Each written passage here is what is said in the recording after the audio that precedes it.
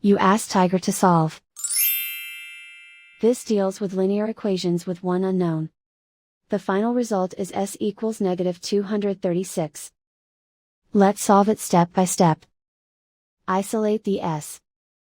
Divide both sides by -3.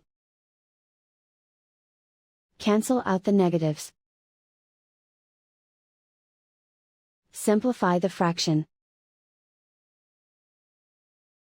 Move the negative sign from the denominator to the numerator. Find the greatest common factor of the numerator and denominator. Factor out and cancel the greatest common factor. And so the final result is s equals -236.